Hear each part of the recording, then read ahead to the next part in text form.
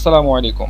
আজকে আমরা এই ভিডিওতে কথা বলবো অ্যারে নিয়ে। অ্যারে খুবই একটা কমন এবং খুবই ইন্টারেস্টিং এবং খুবই ইম্পর্ট্যান্ট একটা টপিকস যে কোনো প্রোগ্রামিং ল্যাঙ্গুয়েজের ক্ষেত্রে। তো অ্যারে জিনিসটা যখনই আমি বলতেছি এটা ঘাবড়ানোর কিছু নেই। আপনি এতক্ষণ পর্যন্ত ভেরিয়েবলের অনেক কাজ দেখেছেন, এখন আপনি বুঝবেন যে অ্যারে জিনিসটা কি। অ্যারেকে যদি আমি বলি একটা ভেরিয়েবল, অ্যারেও একটা ভেরিয়েবল, তাহলে আমার মনে হয় যে অনেকে মাইন্ড করবে, কিন্তু আসলে অ্যারে এটাও একটা ভেরিয়েবল, বাট এটা একটা স্পেশাল ভেরিয়েবল। স্পেশাল ভেরিয়েবল বলতে কি বোঝাচ্ছি, যেমন আপনি যদি এক্সাম্পল হিসেবে চিন্তা করেন যে মানুষ, আমিও একজন মানুষ এবং প্রধানমন্ত্রী উনিও একজন মানুষ, কিন্তু দুই মানুষের মধ্যে পার্থক্য তো আছে, তাই না? আমি তো আর প্রধানমন্ত্রীর মতো অত স্পেশাল না। তো স্পেশাল মানুষগুলোদের মধ্যে বিশেষ কিছু বৈশিষ্ট্য থাকার কারণে তাদেরকে আমরা স্পেশাল বলে থাকি। তো আমরা বোঝার চেষ্টা করবো অ্যারেকেও কেন ভেরিয়েবল বলা হয় এবং স্পেশাল ভেরিয়েবল কেন আমরা বলতেছি, সেটা নিয়ে আমরা কথাবার্তা বলবো আজকের এই ভিডিওতে। তো অ্যারে কিন্তু আবার তিন প্রকারের অ্যারে আছে। যেমন এক নাম্বার হচ্ছে numeric array, associative array, multi dimensional array. আমরা হয়তো সবগুলো নিয়ে কথা না বললেও আমরা একটু অ্যারে সম্বন্ধে বেসিক জিনিসপত্র বোঝার চেষ্টা করব। যেমন আমরা ভেরিয়েবল কেন ডিক্লেয়ার করি এবং ভি এর var x ইকুয়াল টু 10, এটা আমরা ভেরিয়েবল ডিক্লেয়ার করছি, তাই না? তো এই এক্স এর মধ্যে আমরা 10 অ্যাসাইন করা আছে, কিন্তু আমরা কি চাইলেই কি এমন করতে পারবো এক্স এর মধ্যে দুইটা ভ্যালু অ্যাসাইন করব? এটা কি আমরা করতে পারবো? করতে পারবো না।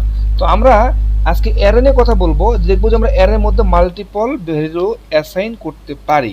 তো সমস্যা যেটা হচ্ছে যে আপনি কেন অ্যারে ইউজ করবেন, সেটা হচ্ছে আপনি নর্মাল ভেরিয়েবলের মধ্যে আপনি একাধিক ভ্যালু অ্যাসাইন করতে পারতেছেন না, বাট আপনি অ্যারের মধ্যে মাল্টিপল ভ্যালু অ্যাসাইন করতে পারতেছেন, এই জন্য আপনি অ্যারে ইউজ করে থাকবেন। তো আপনি অ্যারে কতভাবে অ্যারেগুলো ডিক্লেয়ার করতে হয় কীভাবে, সেটা আমরা বোঝার চেষ্টা করি। তো অ্যারে ডিক্লেয়ার করার জন্য প্রথমে আপনাকে var ইউজ করতেই হবে, যেহেতু আমি প্রথমে বলছি অ্যারে এটাও একটা ভেরিয়েবল। সো আমি প্রথমে লিখলাম var, এরপরে আমি লিখলাম ডাটা, এটা একটা ভেরিয়েবলের নাম, অথবা আমি দিলাম হচ্ছে x, x equal to new ARRAY array. এটা হচ্ছে ভেরিয়েবল, মানে অ্যারে ডিক্লেয়ার করা একটা নিয়ম, যে নিউ কিওয়ার্ড দিবেন, তারপরে অ্যারে দিবেন, তারপর ফার্স্ট ব্র্যাকেট দিবেন, এর ভিতরে আপনি বিভিন্ন ভ্যালু আপনি অ্যাসাইন করতে পারেন, কোনো সমস্যা নেই, মাল্টিপল ভ্যালু আপনি অ্যাসাইন করতে পারেন। ঠিক আছে, এটা একটা পদ্ধতি গেল। এরপরে আরো একটা পদ্ধতি হচ্ছে var x ইকুয়াল টু বা এক্স বা ডাটা দিলাম, ডাটা ইকুয়াল টু শুধু আপনি অ্যারে হিসাবেও দিতে পারেন। ঠিক আছে, শুধু আপনি অ্যারে হিসাবে এটাও আপনি এভাবে ডিক্লেয়ার করতে পারেন, আপনি এর ভিতরে আপনি বিভিন্ন ভ্যালু আপনি দিতে পারেন। এভাবে আপনি কি করতে পারেন, অ্যারে ডিক্লেয়ার করতে পারেন। দুইটা পদ্ধতি গেল। এরপরে আপনি আরো একটা পদ্ধতি করতে পারেন, var data2 ইকুয়াল টু আপনি থার্ড ব্র্যাকেট ইউজ করতে পারেন। এই থার্ড ব্র্যাকেট আপনি ইউজ করতে পারেন, এটার ভিতরে আপনি 10, 20, 30 এরকম ভাবে ভ্যালুগুলো আপনি করতে পারেন। আপনি যদি এগুলোর মধ্যে কোনো একটার আপনি আউটপুট দেখতে চান, যেমন ডকুমেন্ট ডট রাইট, এটার ভিতরে আমি যদি দেখতে চাই যে ডাটা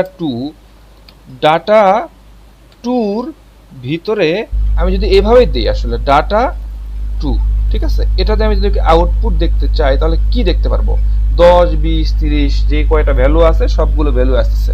আমি যদি দেখতে চাই এই 30-এর এই ভ্যালুটা আমি দেখব, 30-এর এই যে 30 এই ভ্যালুটা আমি আউটপুট প্রিন্ট করতে চাই, তাহলে আমাকে যেটা করতে হবে এখানে থার্ড ব্র্যাকেট দিতে হবে, দিয়ে এই 30-এর পজিশন কত সেটা আমাকে সেই পজিশনটা এখানে দিতে হবে। দেখেন, এটাকে বলা হয় 0, এটাকে বলা হয় 1, এটাকে বলা হয় 2। তাহলে আমি যদি এখানে 2 দেই তাহলে সে অনলি এই 30 এই প্রিন্ট করবে।